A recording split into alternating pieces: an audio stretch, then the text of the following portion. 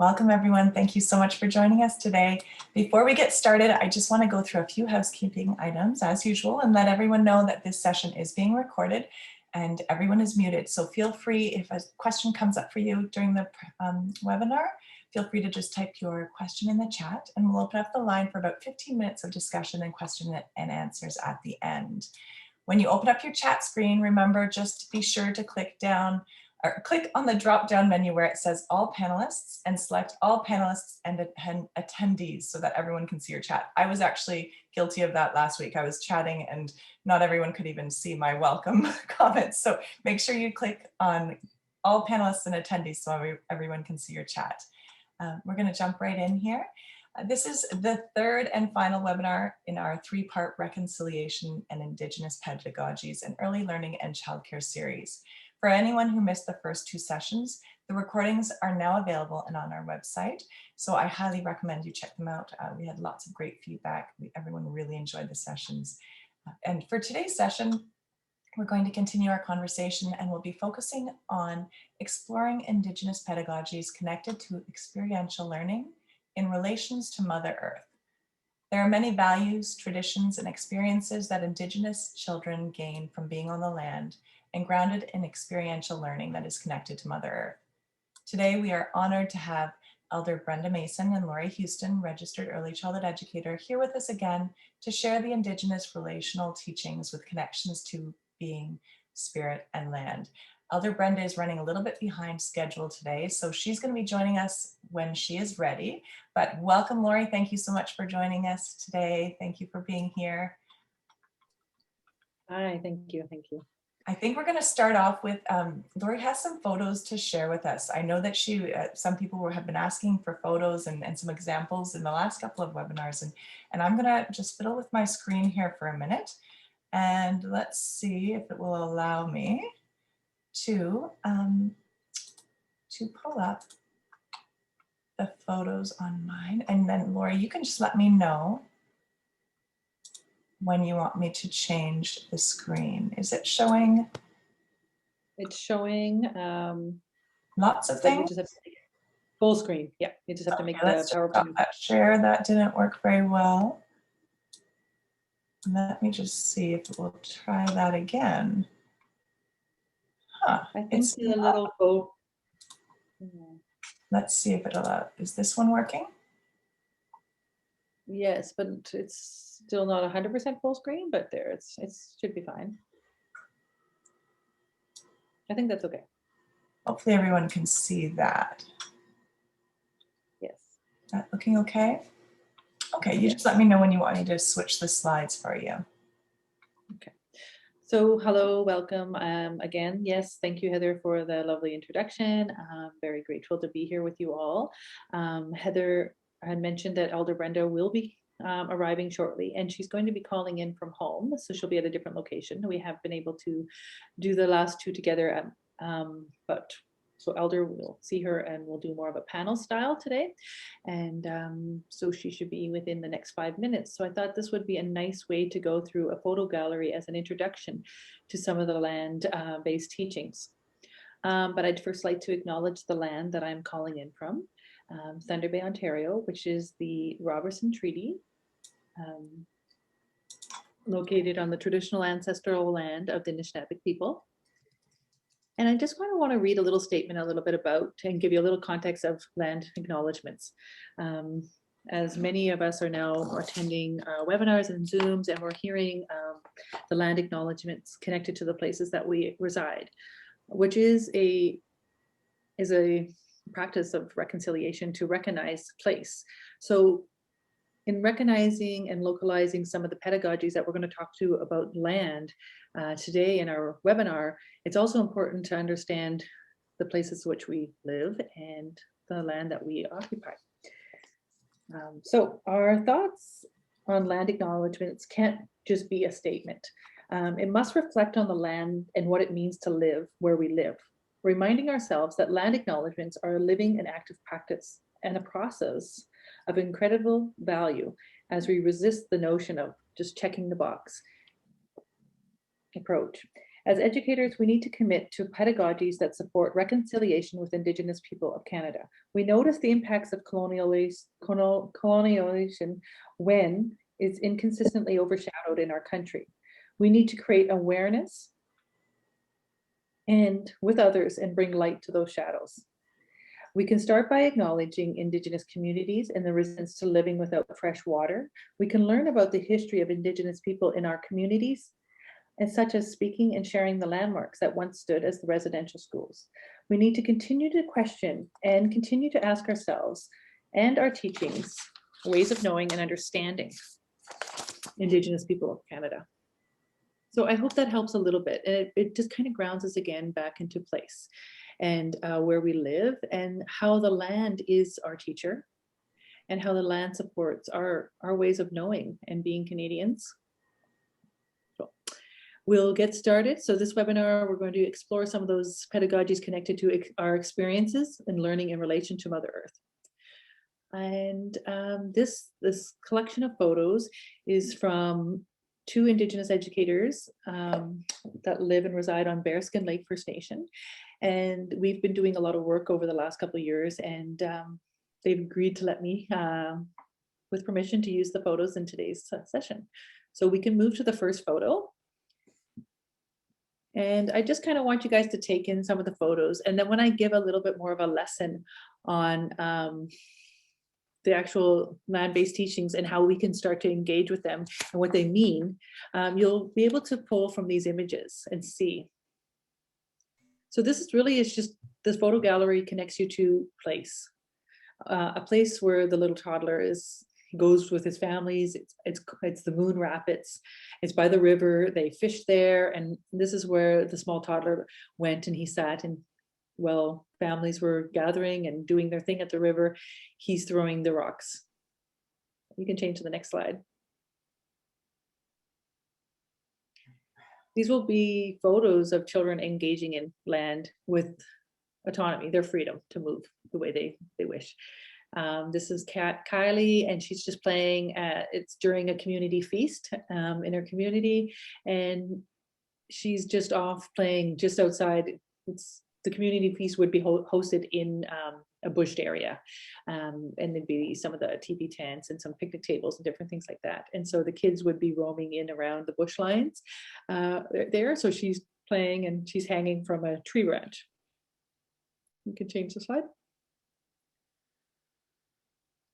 This is Avery, and this photo was taken last summer, and she's with her family at the hunting camp. So this would be an area where the families pack up and they would go and stay for a week to 2 weeks and be together with grandparents, aunties, uncles, cousins, and do their hunting and gathering in that area. So it may be a cabin like, or they may have the tent set up there.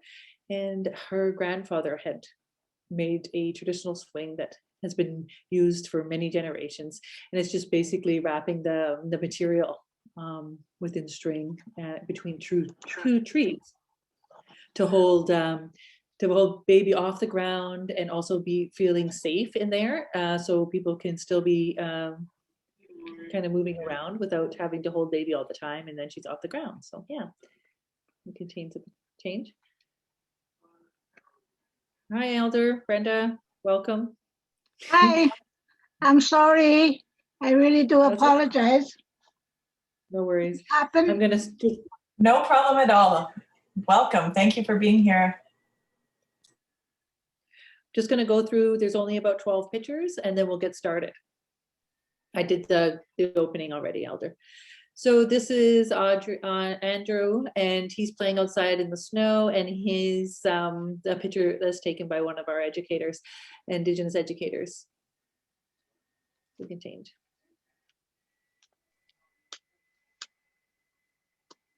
These are community school age program, and they're out fishing, and they're setting nets right now and how to pull the fish out through the net. So this is the frozen ice, the lake, and the nets are still set in the wintertime. So this is a picture of them heading out on the ice together.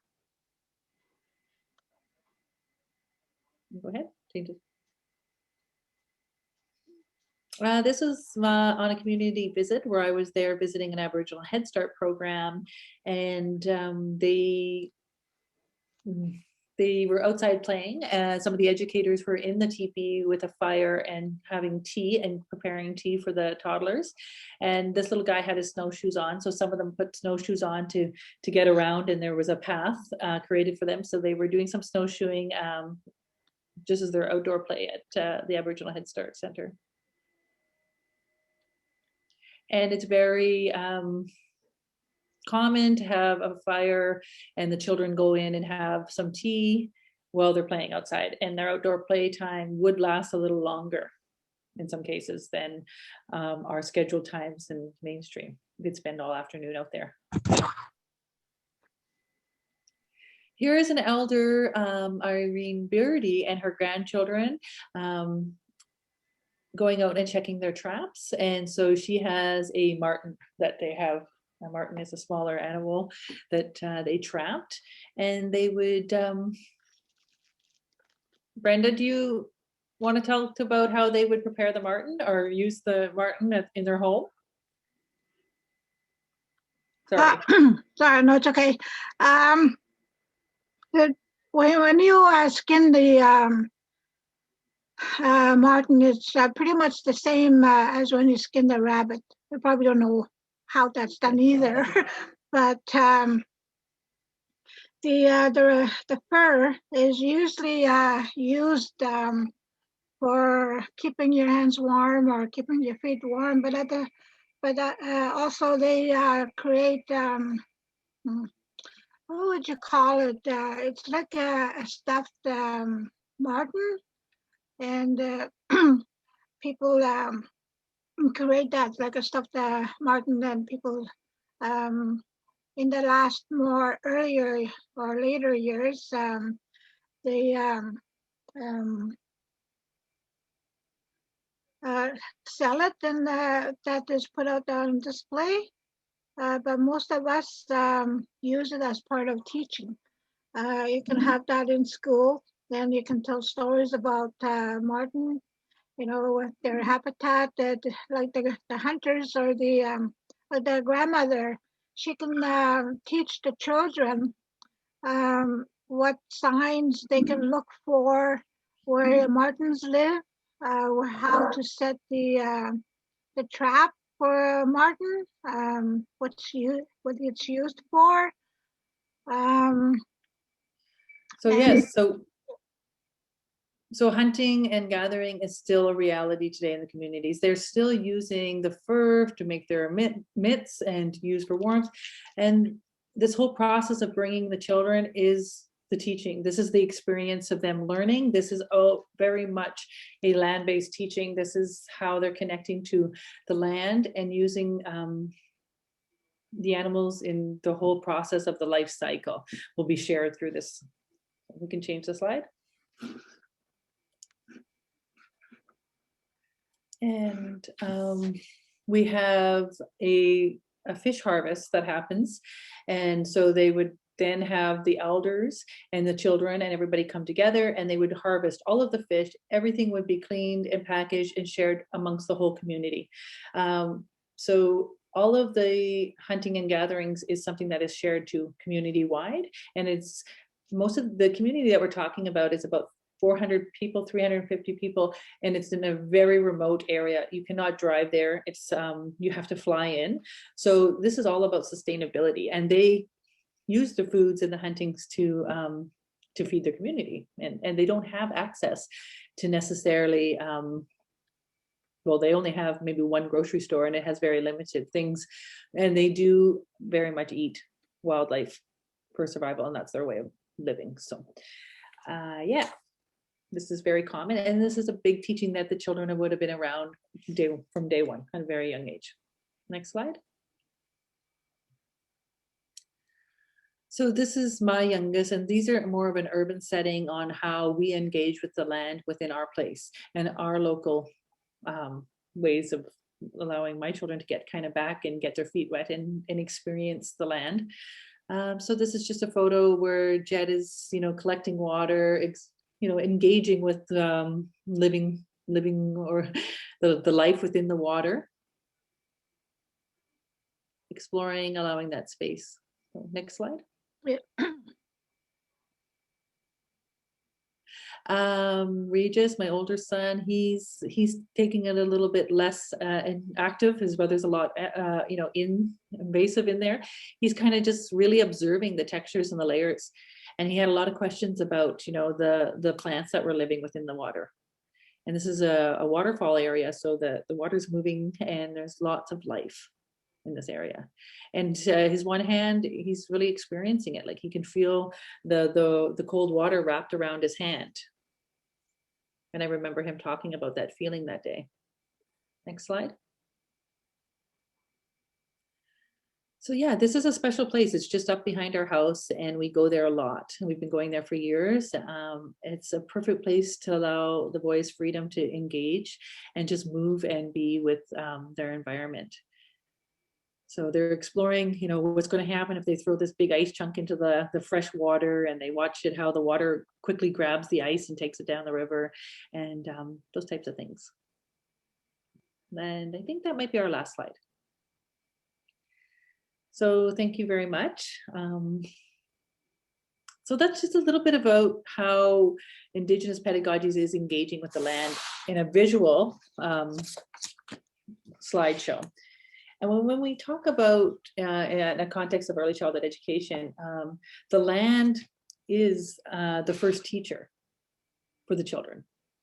Often the land is what is going to help support the children in their ways of knowing and doing and how to navigate different other learnings. It's that experience that they have with the land and that environment within their communities.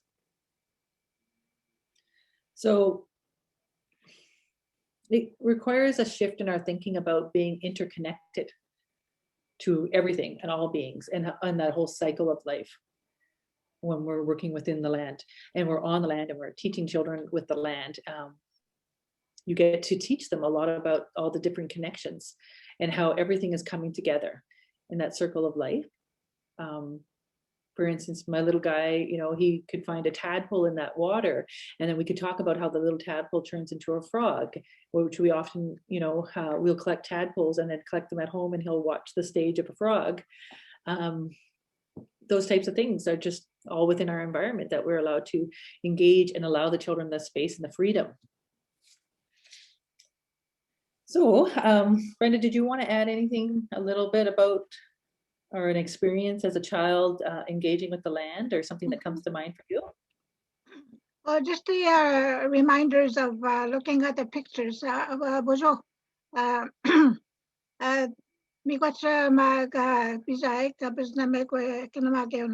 Just a little bit of my language. Thank you for being here and joining us to share our teachings. That's what I said. So when you're looking at the water is a life giver. We all need water. And as we all well aware that sometimes we're cut off from water when we have to boil water. And many of the reserves have been in that position where they have to boil water. When I was a child, we never had to do that. Water was always safe. So something changed. And we know about the pollution. And that's, but one of the things that I was thinking about when I saw those pictures, them being in the river, and in sharing the teachings with the children, how the life moves, and that how the water moves in the river. It's always moving. It's not stagnant. So that's how the river stays fresh. When there's no pollution, especially from the air as well, how things change. So the river is always moving, the water is always moving, and that helps to keep the water safe to drink and for us to swim in. That's just one of the things that we can use as part of teaching the children, and to get them to stand in it or put their hand in it as the water is moving. They can feel that movement. That's just something that brought to my mind when I was looking at those pictures. And also too that we have water songs. The drumming, hand drumming, there are water songs that can be also utilized when sharing the teachings about water and being out there beside the water. Children can learn some water songs. Yes, thank you.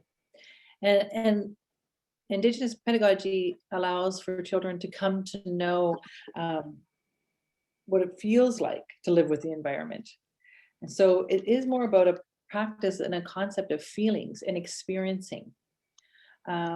So it's a natural process of learning as well. And so, and one of the things I had read was it doesn't involve the dominant like going onto the land, picking and taking, or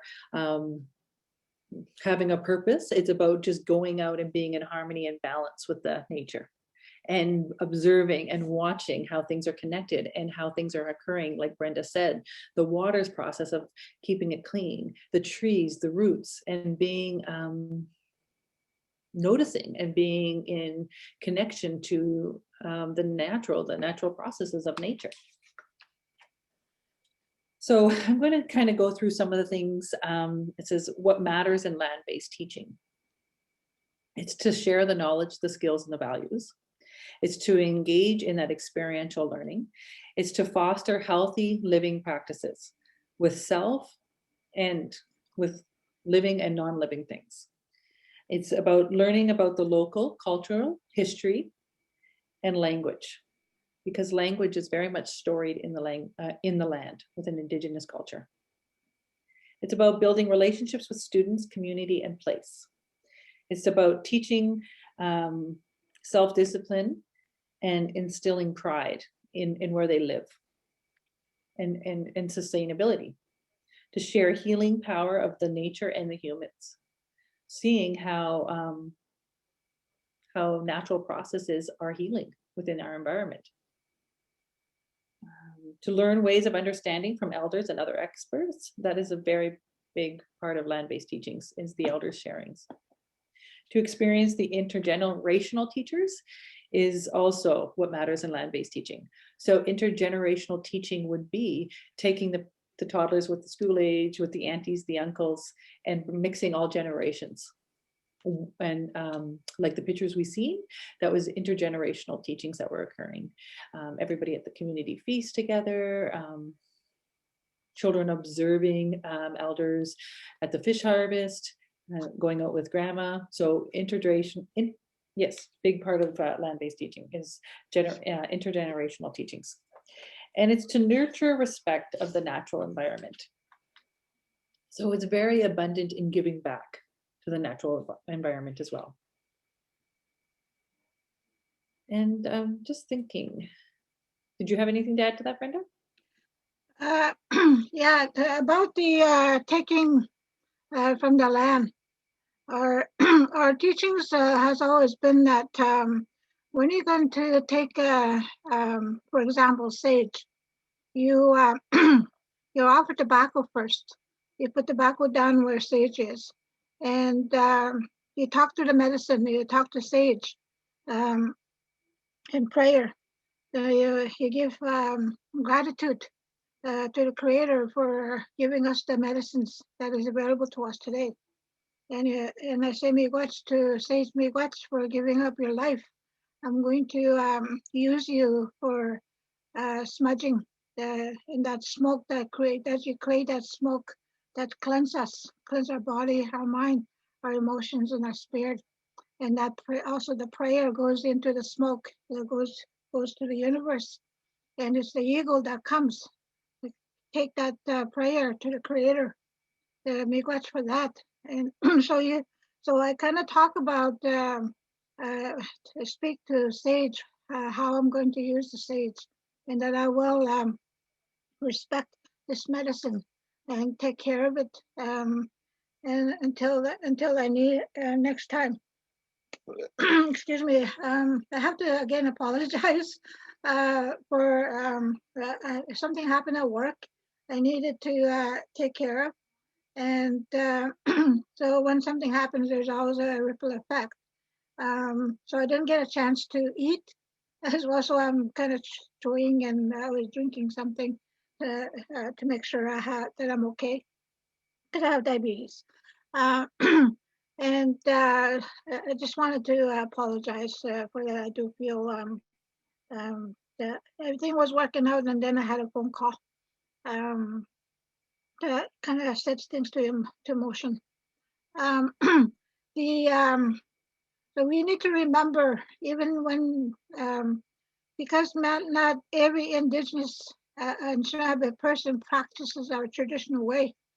There are those of us that practice our traditional way, even to teach children. I'll talk about, talk about the CMAS, tobacco, and tell the children we're going to put tobacco down by the tree, and then we can take the cedar medicine to bring into our school, and then we're going to put the cedar, we're going to hang it on the wall to keep us safe. So that's just a part of the making it simple as well. To put tobacco down, say me wedge through that tree for the medicines, and that's our teaching. And but there are other tradition, and Slavic people that don't practice this way. We can still talk about being respectful to the tree, and it's taking a little a branch off the tree and bringing it into the school. There's different types of trees that you can use. One of the things that I grew up, you know how we didn't, many of us growing up, we didn't have mosquito repellents.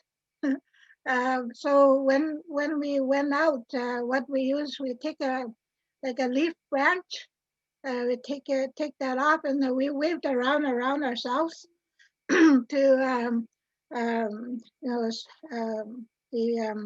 keep the mosquitoes away. That's what we used to do, and that's something again the children could learn.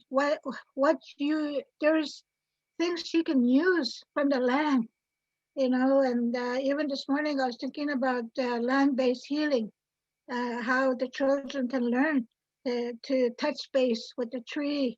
They can hug the tree, they can lean on the tree. There's different types of trees. I don't know, I get really excited about land-based, because there's that even the land needs air, water, fire, and earth. It needs those to keep itself alive. But that we can sit here a lot and talking about that. But the children, teaching those 4 elements I just mentioned, keeping it simple, but demonstrating, showing them outside. Does that make sense?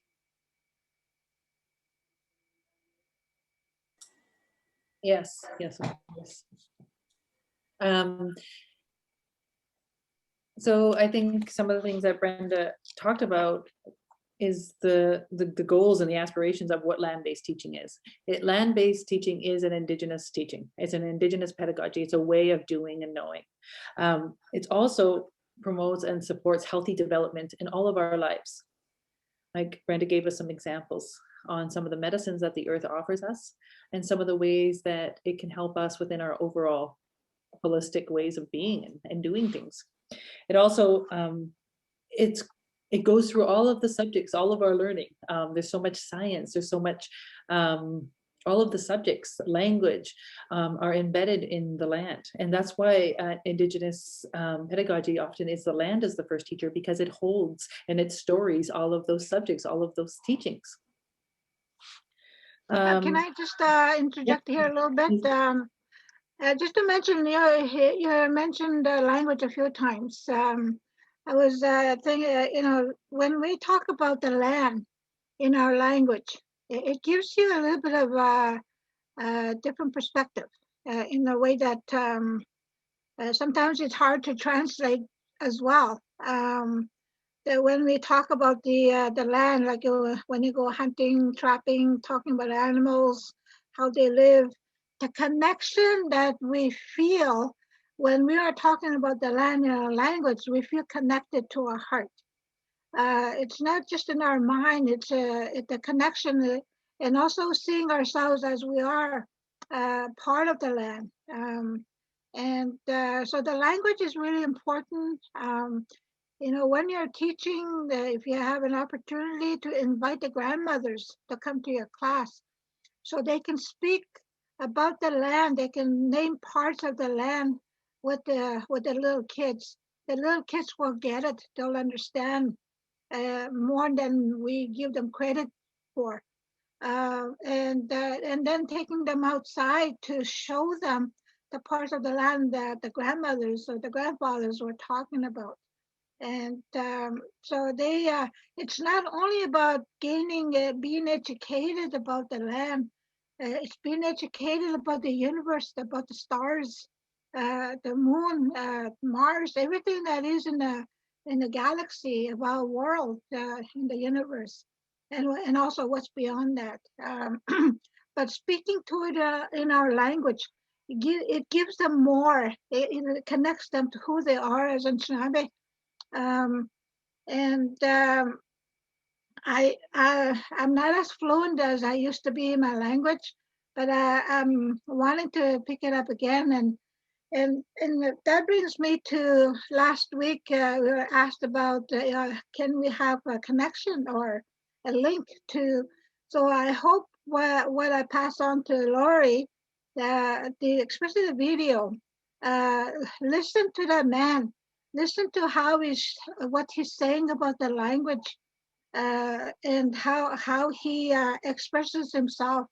And when we introduce ourselves, he said there's a ceremonial way that we introduce ourselves, which is my Anishinaabe name, my clan, and where I'm from, which I have done before when I introduced myself. Brenda Mason, Mamaj Nagujga by Quendas and So that's, I mentioned everything that I've said before about introducing ourselves. And also the language is different all across Canada. You know, I can say something at Pekanchikam, and I'll say the same thing in Sandy Lake. It might mean different, and the dialect is unique.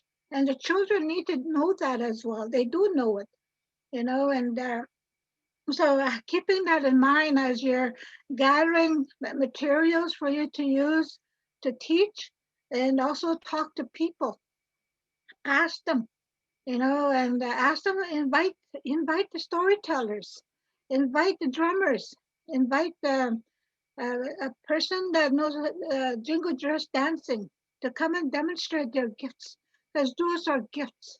It's not a talent, it's not a skill, it's a gift that we were given as Anishinaabe people, and to share those with our children, it gives them life. Those are life teachings.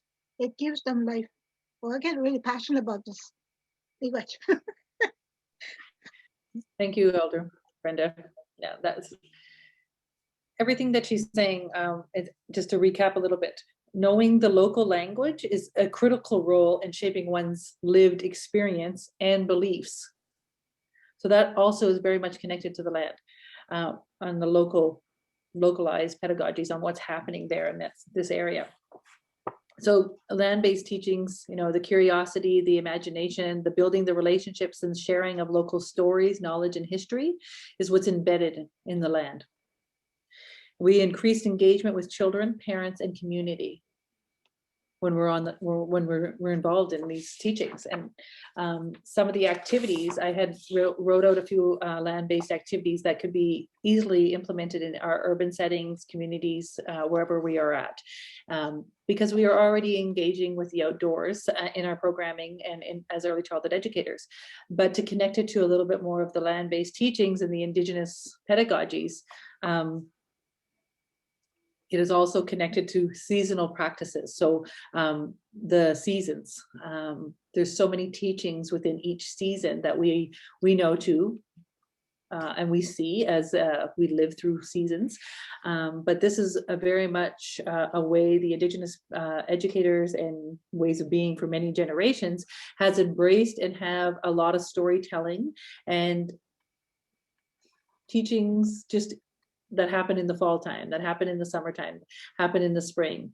For instance, like the fish harvest happens in the spring. It could happen again in the winter too with the ice fishing, but there's certain things. Berry picking is in the fall harvest, a lot of the gardening, the harvesting of berries, things like that. So we can as well connect to seasonal practices within our programmings that are connecting us to the land and its rhythms and its happenings naturally, the natural process of what's happening within the seasons. Some other activities that we could do is reinforce the local language and knowledges. You know, investigating what the local Indigenous language and the knowledge of the people in the area in which we live. We can examine stories of our own neighborhood. Who are the parks named after and why? What are the streets and the rivers named after? How do the people get around in the past, in the history? What's new to the area? Those types of things. Talk about the importance of community working together, supporting others, and engaging in the storytelling process. So how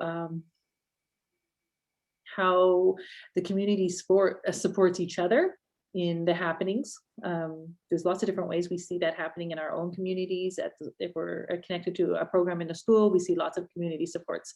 So we can talk about that, bring that in as storytelling. In an Indigenous perspective, that would show up as talking about some of the hunters and gatherers in the community, the teachers, the elders, some of the aunties that do some of the beading and the crafting, those types of things, and their different roles within the community. Cooking and eating together, science and math are both taught through all the baking and the cooking. We invite and we compare recipes, we build relationships, and often this is done in the Indigenous childcare programs over the fire. They'll cook bannock and tea and different things over the fire and prepare fish or the soup. Can I? Yes. Speaking about the food, I love food. The other thing that we usually have is what we call having a feast. And that's something that the children, I learned this when I was growing up. I was when I was a child, I've seen this growing up, that the community with different families, we have feasts, there are seasonal feasts. We have a winter feast, summer, fall, and winter. So there's a celebration feel to it when we have a feast. All the foods are prepared by the adults, and as they're preparing, they're talking about why we are preparing food, while we are having a feast. The children are there; they're hearing the stories, and so in the beginning, when I was growing up, we always had traditional food. So when I used to hear the old people, when you're going to have a feast, make sure you have at least one traditional food. And that's what I keep hearing over and over again growing up, to at least have one traditional food, because as we were growing up, we started having non-traditional food, which means non-native food. You go to the store getting food instead of going to the land to get food.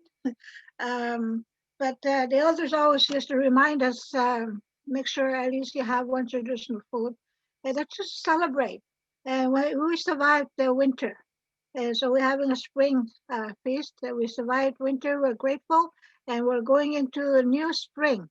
And there's a lot of teachings that come with that. The children, they hear those teachings.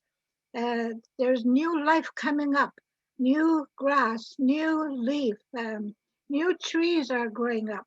So there's a renewal, everything new. And so we have feast 4 times a year. I wanted to mention that. Yeah, so there's so many seasonal teachings that happen and are really intentional and purposeful in teaching around seasons. And I was going to give you a couple examples on how connecting land and say the winter, because we're in our winter now. And so there's so many teachings that we do. We already do some of these teachings within our school and within our preschool programs. But really, these are all in part of land-based teachings, is to talk about the animals and what they're doing in the winter, if they're hibernating or if their coats are growing more fur because they need a thicker skin to stay warm in Canada, and where are they going, the animals, and what are the kinds of things are they looking for, what kind of animals, like what happens to all the insects and all the bugs in Canada in the winter time. So exploring some of those things with the children is definitely connected to the seasonal teachings and the natural processes of nature. And so some of the other things that we could reflect on in the winter months is storytelling. Storytelling in Indigenous culture is a time in the winter that they bring in the elders and they engage in more storytelling.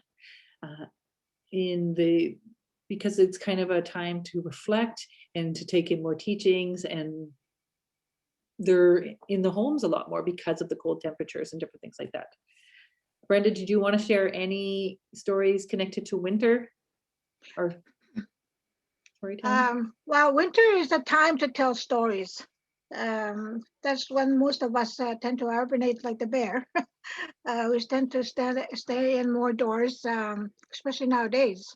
Because I remember being outside every day when I was growing up.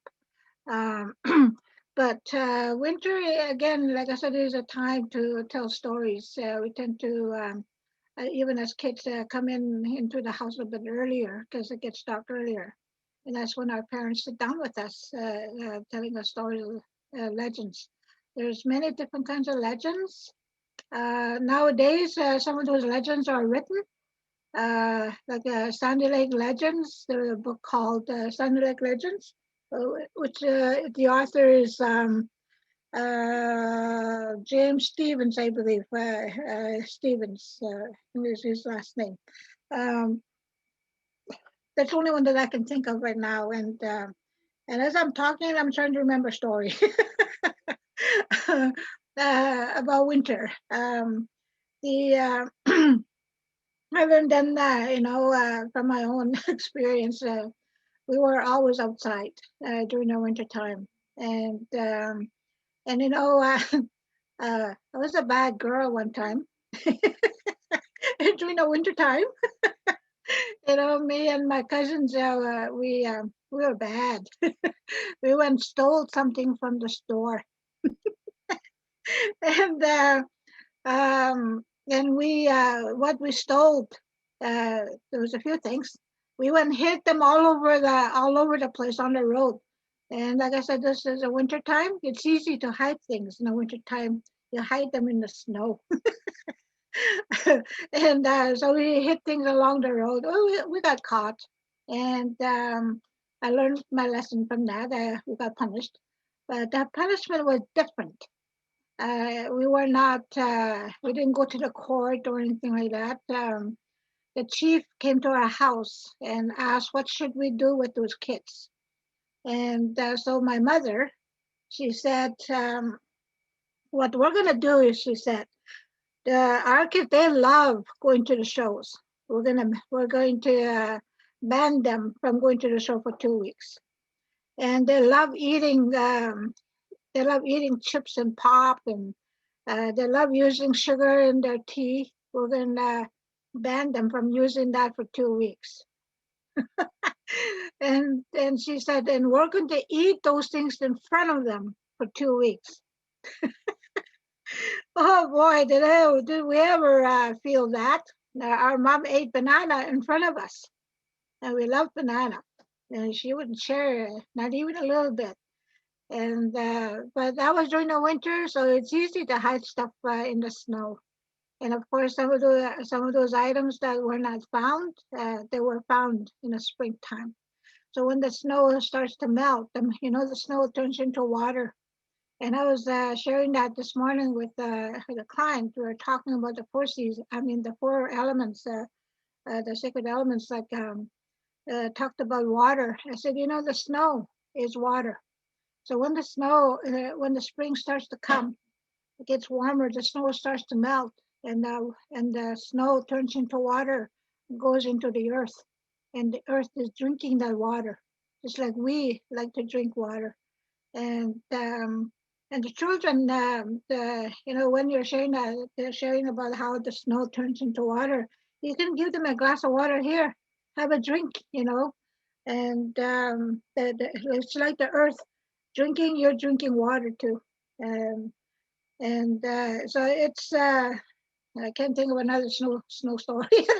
But when I was a bad girl, that was during the winter time. Thank you, Brenda. That there was lots of layers of teachings within that story, so I appreciate that sharing. Thank you. Mm-hmm. And I don't know, Heather, are we almost at time? I'm thinking we lost like Running out of time a little bit, but if you wanted to take a few more minutes, do you have anything left in your list you wanted to chat about? Or? I just feel like today went really quickly, and it was just little tiny previews of teachings that were just really a small glimpse.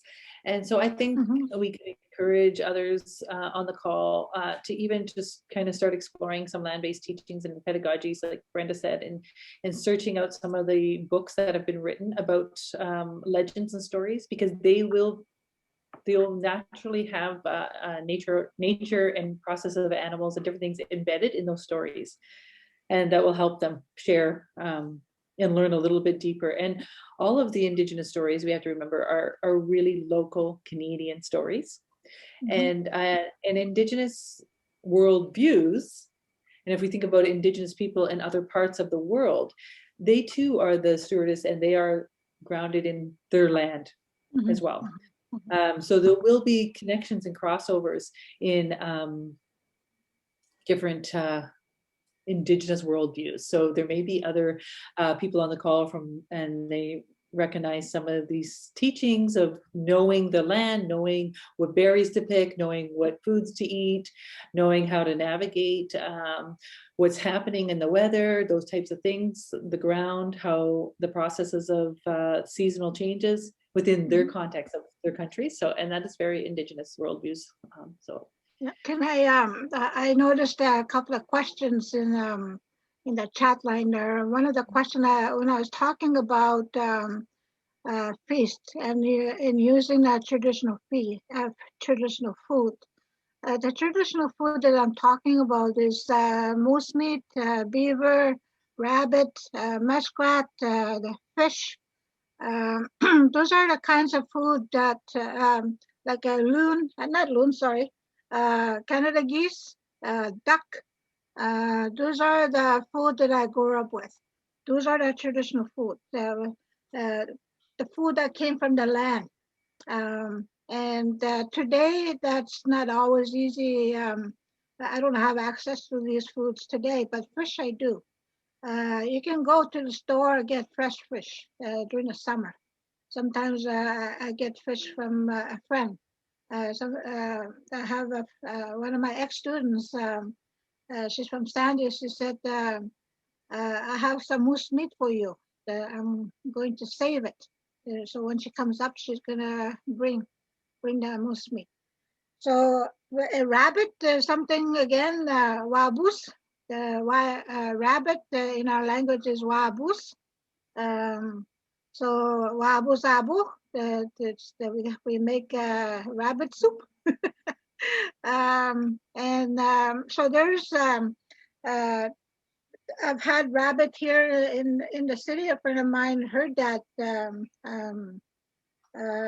raised rabbits. It tasted a little different. Also, what kind of tea? I grew up on red rose tea. That's what I grew up on. Salada, and red rose tea, but mostly red rose tea. Many children grew up on red rose tea. So when I was a kid, that's what we had, is red rose tea. The other one that I grew up on is what you call now, Labrador tea. we grew up on Labrador tea. My mom always had a big pot, and it always sat on the stove, and it was always she always filled it with water, and that was there was Labrador stem and leaves in it. So she would pour water in there. Anytime we had visitors, they'll grab a cup and get themselves a cup of Labrador tea. So we also grew up with that Labrador tea, and it was always understood everyone was welcome to that tea. And those are the two teas that I remember that I grew up with. So red rose tea, because that's what the store sold. We always had red rose tea at the store. And but from the land was the Labrador. That was from the land. My brothers always brought fresh Labrador for my mother when they went out hunting or just for a fish line, go check on the fish line, you know, and they always brought fresh Labrador tea. Would you dry it for the winter too, Elder Brenda? Yes, you can dry it, but actually the Labrador tea is available even during the winter. You can go out and dig under the snow for it and take what you need. We've done that. I've gone out there with a client. She moved to Thunder Bay, and she asked me if I knew where she can get Labrador tea, Labrador. So we went out. I went and showed her, and she just ran into the bush. Snow and sat down and started digging. She offered tobacco first before she took. That's what she practiced.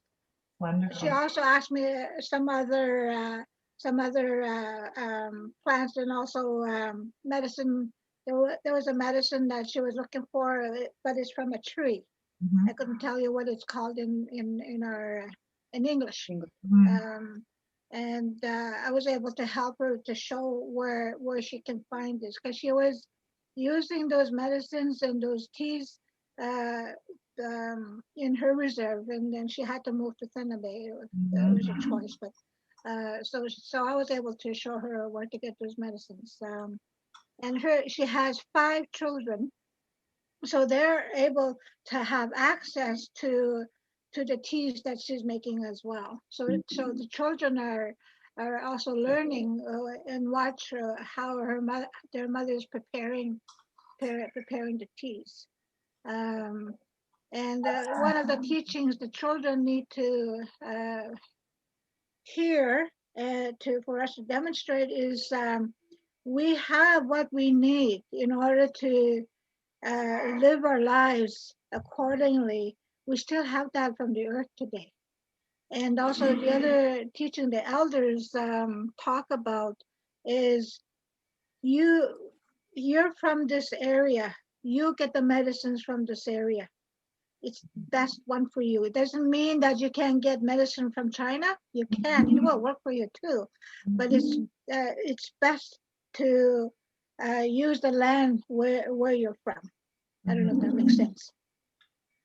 Nina's actually asking about the pine tree, and it has lots of vitamin C. Is that right to use? Yeah. Yeah.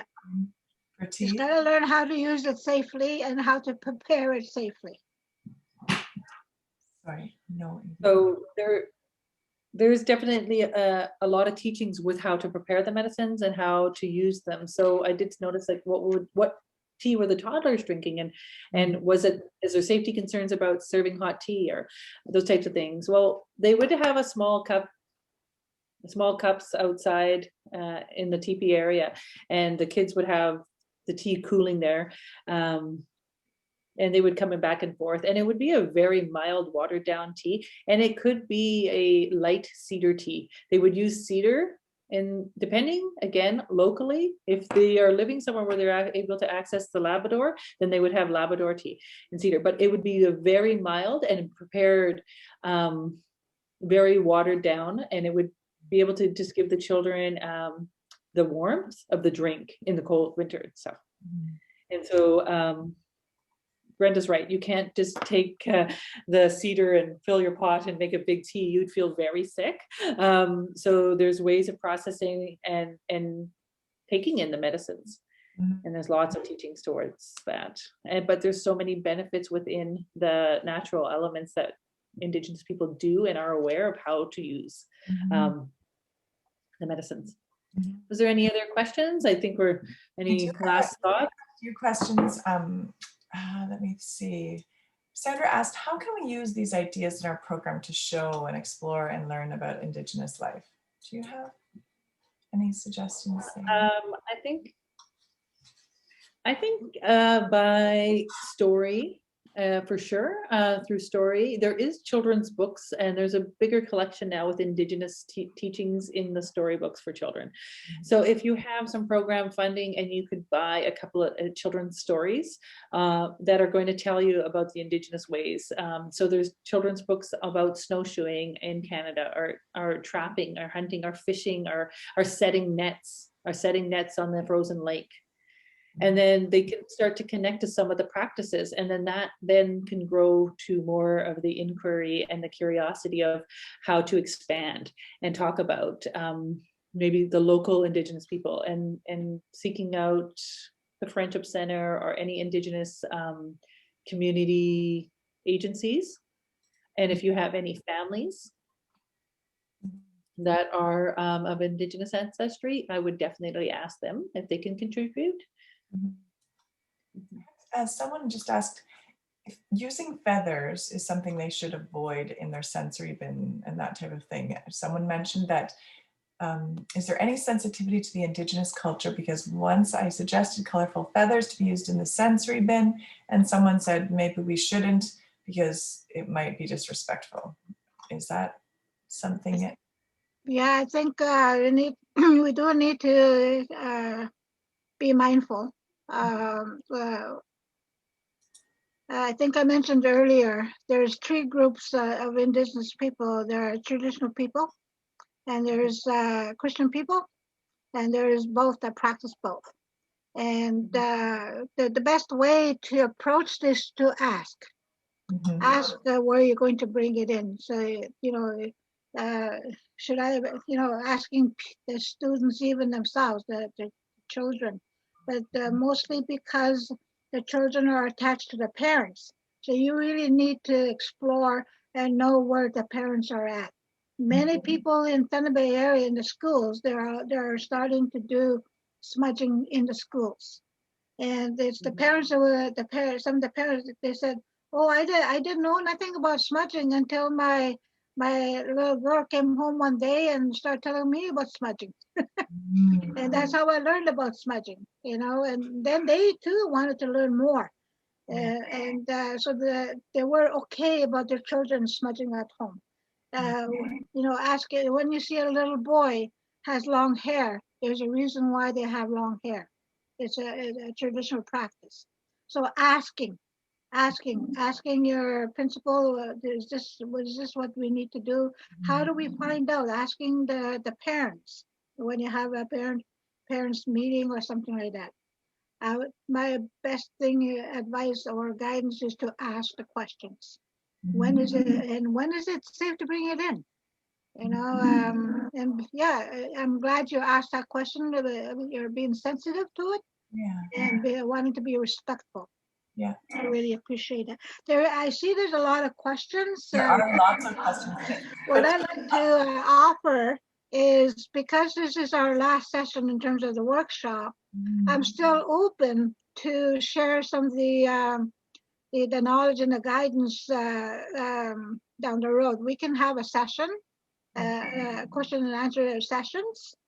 Because the reason why I like to do that is for you to have at least the beginning of the answer. It's not a total answer, it's a beginning of it.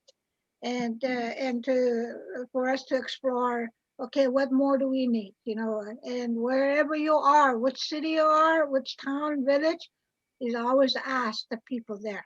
Yeah. Well, bringing in the elder, bringing the parents. Yeah. I kind of want to just say a little something about the feathers, because in the terms of where the question, if they're craft feathers, the commercial feathers that you're buying for your early childhood education programs to do your collage or crafting, and then you decide to throw some into the sensory because the feathers feel so good, and we do that. that's different than a live bird's feather.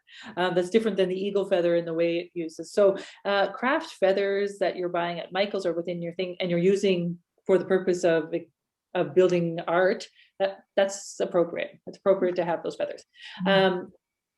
If you're on a nature walk with your group of children and you see the bird's feather laying on the ground, it's a perfect opportunity to talk about whose feather is this? What bird belongs to this feather? And then those are the teachings. And those would be more connection to the ways an Indigenous education would unfold in finding things in their environment.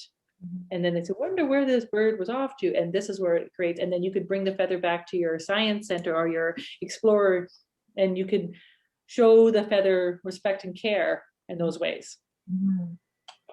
Thank you. Wonderful. Well, I want you both to hear some of the really nice things that people are saying, even early on, that you might have missed because you were in the middle of presenting, but people were saying things like, it's been an eye-opener listening to you all. Nature and nurture. Africans have many of the same teachings, respecting our elders and our surroundings.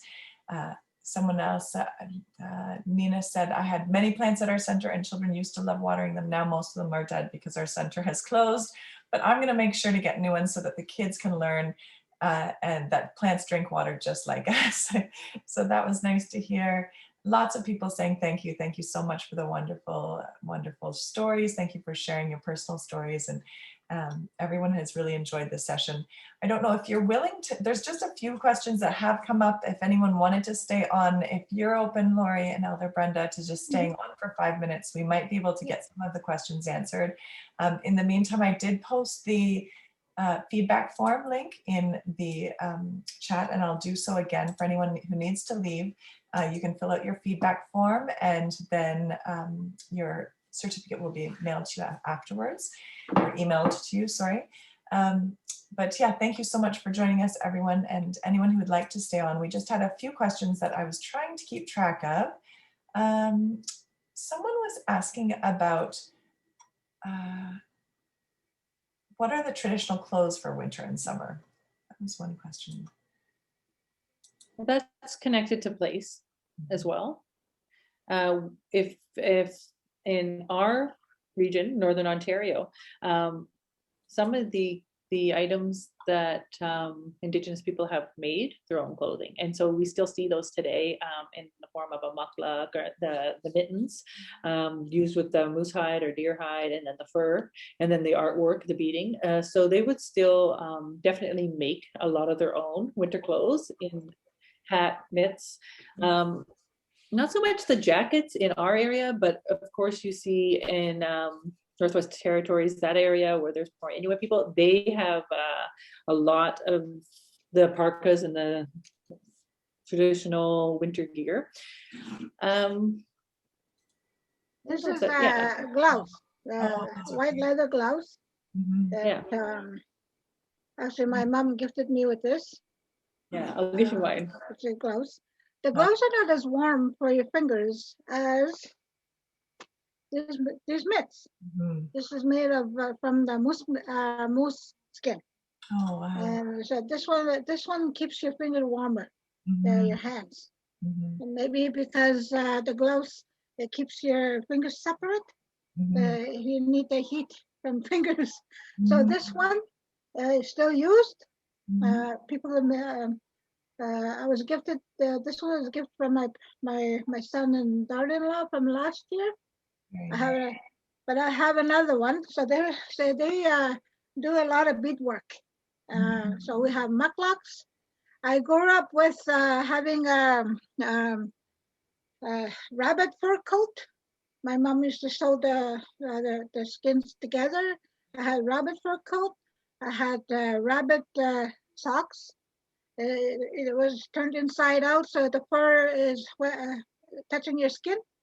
I had that with the mukluks. I didn't need socks with that.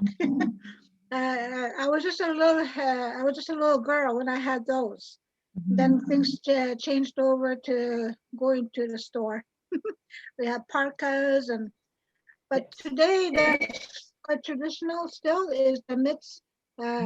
We have a hat, a beaver hat, we call them, and the mukluks are and moccasins. We have moccasins that's traditionally made with moose meat. I mean moose meat, moose skin, deer. The other one is deer. What's the other animal? Caribou. Caribou. And those that's a lot of work to make the moose skin. It's a lot of work, and I've seen my mother do that. Wow.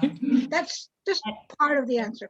And these are myths that were gifted to me probably 25, 26 years ago. Wow. So they're very well made and they're lined with fur. And so, yeah, I've been wearing them for 30 years almost. Like probably, I think my mom purchased them when I was 15 or 14 years old. And we wear moccasins, and so do the children. The children would all have their own pair. This is rabbit fur.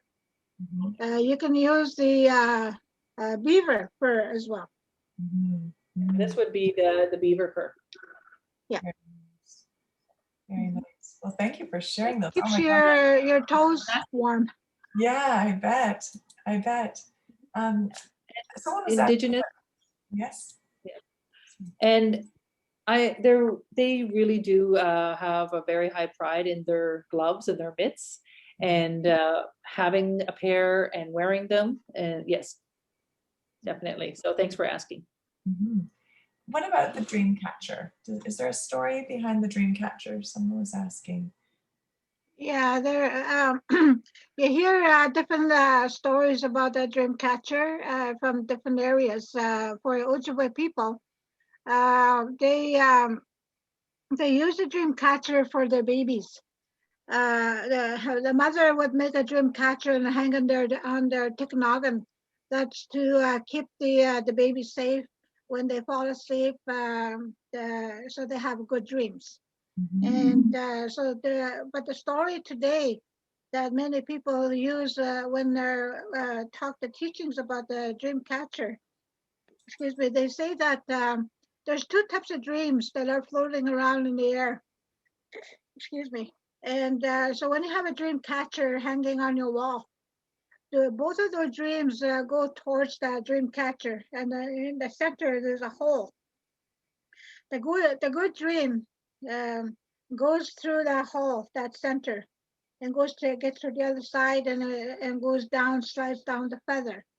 And also the what we call nightmare also goes to dream catcher. But as you'll see, there's usually beads in the web. So that dream sees those beads, gets attracted by those beads, and goes to the beads instead of in the center. So when it goes to the beads, it gets caught up in a web. So it's stuck in the web. So it will not go to the other side like the good dream did. So we'll end up with good dreams. And I have stories about children that actually really believe that, because one mother told me a story about her daughter. They're non-Indigenous. She said, my daughter totally believes, and she went, when she has sleepover, she sleeps over her friend, and she forgot her dream catcher one night. And she called her mother in the middle of the night, can you please bring my dream catcher? I had a nightmare. So her mother got up and took the dream catcher to her, and she said ever since she's had that, she never had a scary dream. Wow. That's what she called it, a scary dream. But there are teachings, because someone else came to me, somebody gifted me a dream catcher. I've been having nightmares ever since. I've had scary dreams. But there's a story behind that. There's teachings behind that, because I had questions, two questions, very important questions that I asked her. And we don't have a lot of time for me to cover that. But it was really important how she answered those questions. Then I was able to guide her what the steps that she needs to do. One teaching, the elder always remind us, when you're cooking, when you're making something, the crafts, when you're painting, always be in a good mood. If you're frustrated, put that away and walk away for a while. and come back when you're feeling good again. Because when you're making something, the mood that you're in, you can pass that on to that material. And we don't want to do that, or you can make mistakes. That's interesting. Actually, I had a question. Arlene actually asked a really interesting question. She said, do you have to cleanse the bad dreams away? And I had never thought of that before. Well, it's not the thing that, to me, there is no such things as bad dreams. There are dreams that wakes us up, and there's a reason for those dreams. I also I talk a lot about dreams with my clients. They come and tell me about their dreams, and we talk about it. My thing is for them to look at what do you think the dream means? What is the dream giving you a message? Because I had a dream one time, and to make a long story short, in my dream I was turning into an evil person. My body was turning inside out, and I woke up just sweating. The fear was throughout my body. And I offered tobacco, and the dream I had. I wonder what it means. And I was having a hard time that time. I was in my depression and stuff like that. So that really helped me to start looking at to heal holistically. I wasn't turning evil. It reminded me what can happen if I continue on that path. Yes. So I was able to turn that around. And I've had people coming to me telling me zombie was in my dream. We explored that, what possible, what it might mean. That dreams give us guidance as well. Wonderful. Thank you so much for explaining that. Yeah, that's beautiful. Tricia, do you see any questions that is there any pressing questions? We still have 100 people online with us. You're keeping everyone interested, but I am That's good. Of the time, and I'm trying to be respectful of your time. That you're so kind. I've got time. Someone asked about any popular songs for children or poems. Are there any songs or poems that are nice to share with children? Laura? There's a poem about the water. There's a beautiful poem about the water. I'll send the link, and there's a story, the teaching of a grandmother and her grandchild that often drove by a body of water in Ontario, and she gave her grandson the teaching, and they created a song about how they love the water. Yeah. It's in the language and in English, so I'll share that. That would be lovely. And I think what we can do is put together kind of a list of, there's been a number of things that I've shared with everyone that you've shared with us, and then I've shared in the chat. But maybe what we'll do is anyone that attended any of these 3 sessions, maybe what I'll do is I'll just compile a list of all of the different resources that you've shared, because you've really been, you've shared a wealth of resources. Yeah, we have a really special resource that Brenda and I created for early childhood educators. We wrote a land-based guide, a manual. And when we did it for the Friendship Center here in Thunder Bay, and we did it with all of the Indigenous and non-Indigenous staff, and Brenda and I. And when we wrote it, the intention was to share with as many early childhood educators as possible. So I will send you the PDF, and you're welcome to share with all your programs. And we created the manual around the seasons, but we also left places. Oh, sorry, I don't know how to work this sometimes. Okay. Oh, good. For reflection, so that it was intended for us to embrace the learning as we see it, as we experience it. Yeah. So we'll send you the manual. Thank you, Laurie. Yeah. Wonderful. And in there has a bunch of resources, and the water song is in that manual. The water song. Beautiful. You're welcome. It is always it's great to learn from the book, because people share really good stories, and but don't forget to use your heart and your mind to learn as well. You learn by being out there, and learn sitting down with the children, sitting down with the parents, sitting down with the old people, especially the old people. They have stories to tell you, no matter what story it is, And we're talking about our Anishinaabe worldview. We're talking about our values. We're talking about our beliefs. We're talking about our practices, our lifestyle, the way we are. You know, I was sharing with a client today about dandelions. You know, dandelions, I said the non-native people want to get rid of dandelions, and it just boggles my mind. Why would they want to do that? They're beautiful. I used to call them beautiful flowers. I found out later they were weeds. I said, nope, they're not weeds. They're flowers to me. Mhm. But dandelions are is one flower weed that never gives up. It always comes back.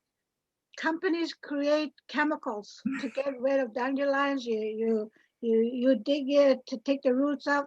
They show up again, Yeah. and so they never give up. You know, they're stubborn. We as Enslaved people are like dandelions. We too never gave up. We always came back. You know our history. What was done to us to assimilate us into a dumb society did not work. We too are like dandelions. We never gave up. We always came back. And we're here to stay. I'm so glad. I'm so glad. Thank you for that. What a great, and maybe that's such a beautiful point to maybe wrap up everything. I really do appreciate you spending so much time with us over these last few weeks. It's been an absolute pleasure. I've been looking forward to my Thursday afternoons and getting to see your faces and hear your stories. And it's definitely brought back, it brings back so many memories for me of being with my grandparents and on our land or on the land that we were honored enough to be on all through my childhood, and examples of teachings that my children have given me that I didn't even realize that they were teachings in the moment that they were giving them to me. But stories that you brought up made me, just even my daughter talking about how, well, when no one's being nice to her at school, the tree always listens to her, and that's where she would go. And when you were talking today, that was one of the stories that popped into mind, and being connected to space and all of these lovely things. So thank you so much for everything that you've done over the last few weeks, and we will connect again, and I'm sure that there will be more questions to come up. And now we know, now we're connected and we know who to ask. So thank you very, very much. Thank you everyone to everyone who stayed online with us. 100 people stayed online with us for an extra 20 minutes almost. That's unheard of. So thank you so much for being here with us, to everyone, and looking forward to the next time we can be together online. And good luck with everything in the future, Elder Brenda and Lori. Yeah. The way me got in get na when no go is me got covers and those young. I just said thank you for being here. Thank you for listening to our stories. I really appreciate your presence, even through the internet or technology. That's right. That's right. So to me, what Wonderful. Yes. and I'm always available. Yes. And I look forward to sharing our manual. It's not, top-notch written, but it's really hard work that Brenda and I knew that we had to put together to help educators connect with land-based teaching. So we'll send that out. So thank you so much. Yeah, thank you. Thank you so much. Have a wonderful afternoon, everyone. Take care. Oh, you got. Bye-bye.